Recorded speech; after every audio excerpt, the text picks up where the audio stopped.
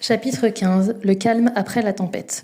Quand il fut complètement rétabli, monseigneur Yvain, qui avait irrévocablement voué son cœur à l'amour, vit bien que, si la dame ne lui accordait pas son pardon, il en mourrait. Il décida de quitter la cour et de s'en aller tout seul porter la guerre à la fontaine. Il ne cesserait de déchaîner la foudre, le vent, la pluie et la tempête, jusqu'à ce que sa dame, contrainte et forcée, accepte enfin de faire la paix avec lui. Sitôt qu'il se sentit parfaitement bien, il s'en alla sans prévenir personne. Il n'emmena avec lui que son lion, qui jamais de toute sa vie ne voulut se séparer de lui. Quand, après avoir longtemps cheminé, ils arrivèrent à la fontaine, ils firent pleuvoir. N'allez pas croire que je vous mens, mais la tourmente fut si terrible que personne ne saurait en compter même le 10e. On aurait dit que la forêt entière allait être engloutie jusqu'au fond de l'enfer. La dame craint de voir le château s'écrouler, tant les murs vacillent. Le donjon tremble tant qu'il menace de s'effondrer. Les plus hardis éprouvent une telle peur qu'ils préféreraient être prisonniers quelque part en Perse ou aux mains des Turcs plutôt que de se trouver enfermés là. Ils pestent contre leurs ancêtres. « Maudit soit celui qui le premier vint bâtir sa maison en ce pays et ceux qui y édifièrent le château. Il ne pouvait pas trouver pire lieu puisqu'un seul homme peut l'attaquer, le tourmenter, le ravager. »« Il faut absolument faire quelque chose, madame, » dit Lunette. « Vous ne trouverez personne qui accepte de vous aider à surmonter ce péril, à moins d'aller chercher bien loin. Nous n'aurons plus un instant de répit à l'intérieur de ce château, et nous n'oserons plus en franchir la porte ni l'enceinte. On pourrait rassembler tous vos chevaliers. Vous savez bien qu'aucun d'eux, même parmi les meilleurs, n'oserait se porter à leur tête en pareille circonstance.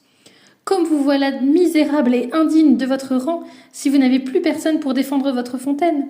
Quelle honte pour vous, si celui qui vient de vous assaillir de la sorte repart sans avoir à livrer bataille.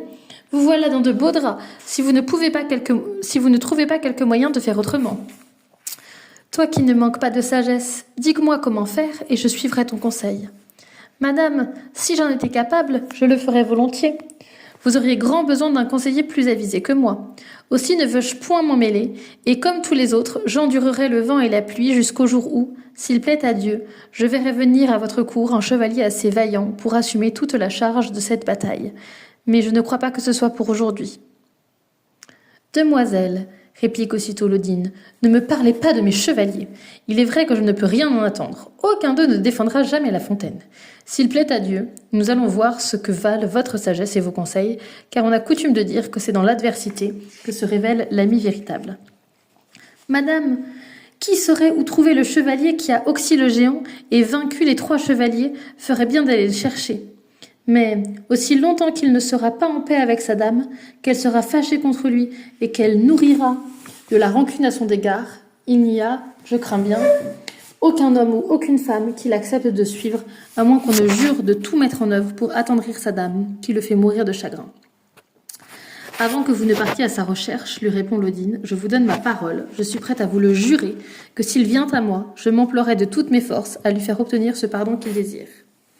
Madame, reprend Lunette, je ne doute pas, pour peu que vous le souhaitiez vraiment, que vous puissiez œuvrer fort efficacement à cette réconciliation. Quant au serment que vous me proposez, ne m'en veuillez pas si, avant de me mettre en route, je vous demande de le prononcer formellement. Je n'y vois aucune objection. Lunette fait porter un fort beau reliquaire. La dame, prise au jeu de la vérité, se met à genoux. Pour l'énoncé du serment, Lunette n'oublie rien de ce qu'elle juge important. Madame, dit-elle, levez la main. Je ne veux pas que par la suite vous me reprochiez quoi que ce soit. Il y va de votre intérêt et non du mien. S'il vous plaît, jurez que, sans arrière-pensée, vous vous emploierez de toutes vos forces en faveur du chevalier au lion, jusqu'à ce qu'il ait regagné l'amour de sa dame, comme il le possédait autrefois. Levant la main droite, la dame dit « Je répète exactement les mots que tu viens de prononcer. Je jure par Dieu et les saints, de grand cœur et sans arrière-pensée, que j'emploierai toutes mes forces en faveur du chevalier au lion, jusqu'à ce qu'il ait regagné l'amour de sa dame, du moins pour tout ce qui dépend de moi. » Lunette a bien œuvré. C'est qu'elle désirait le plus, elle vient de l'obtenir. On avait déjà sorti pour elle un palefroid docile et rapide. La mine radieuse, elle monta en selle et quitta le château. Arrivée sous le grand pin, elle fut bien surprise de rencontrer Yvain, qu'elle ne pensait pas trouver si près. Elle pensait devoir le chercher longtemps et en de nombreux lieux. Elle le reconnut tout de suite, rien qu'en apercevant le lion, vint vers lui au galop et sauta légèrement à terre. Yvain aussi, du plus loin qu'il l'avait vu, l'avait reconnu. Après l'échange des saluts, la demoiselle lui dit « Seigneur, que je suis heureuse de vous avoir trouvé si près !»« Étiez-vous donc à ma recherche ?»« Oui, Seigneur, et jamais de ma vie je n'ai été aussi heureuse car j'ai obtenu que madame, si elle ne veut pas se parjurer, redevienne, comme jadis, votre femme, et vous son époux. » Cette nouvelle qu'il désespérait d'entendre un jour réjouit fort le cœur d'Yvain. Pour exprimer sa gratitude à Lunette, il la couvrit de baisers et lui dit « Ma très chère amie, je crains bien de ne jamais pouvoir vous prouver toute ma reconnaissance. Seigneur, qu'importe, ne vous inquiétez pas, vous ne manquerez pas d'occasion de dispenser vos bienfaits à moi comme à d'autres. Je n'ai fait que mon devoir. On ne doit de la reconnaissance qu'à ceux dont on est débiteur, et je ne suis pas certaine de vous avoir rendu tout ce dont je vous étais redevable. Vous l'avez fait, et même au centuple. Allons-y maintenant, si vous le voulez bien. Avez-vous révélé à madame qui je suis ? Certainement pas, elle ne vous connaît qu'en tant que chevalier au lion. » Tout en discutant ainsi, toujours suivis du lion, le chevalier et la demoiselle ne tardèrent pas à arriver au château. Ils se gardèrent bien de dire quoi que ce soit aux gens qu'ils croisaient sur le chemin, tant ils avaient hâte d'arriver devant la dame. Celle-ci, apprenant la nouvelle du retour de sa suivante, amenant avec elle le chevalier au lion qu'elle brûlait de connaître, fut toute heureuse. Monseigneur Yvain, tout armé, se jette à ses pieds. Lunette, qui est à côté de lui, s'empresse de dire à sa maîtresse « Madame, qu'attendez-vous pour le relever ? Employez toutes vos forces et tout votre savoir à lui faire obtenir le pardon de sa dame. Cela, personne d'autre que vous ne peut le faire pour lui. » La dame l'invite donc à se relever. « Je lui suis toute dévouée et ne souhaite que son bonheur. »« Certes, madame, si cela n'avait pas été vrai, je n'aurais pas dit que vous seul pouviez lui rendre le bonheur. Il est grand temps que je vous dévoile toute la vérité. Vous n'avez jamais eu et n'aurez jamais d'ami meilleur que celui-ci.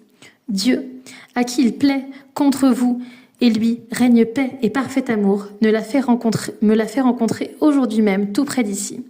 Madame, oubliez votre rancune, car ce chevalier n'a d'autre dame que vous. C'est monseigneur Yvain, votre époux. » À ces mots, la dame sursaute et s'écrie « Pardieu, comme je suis prise au piège !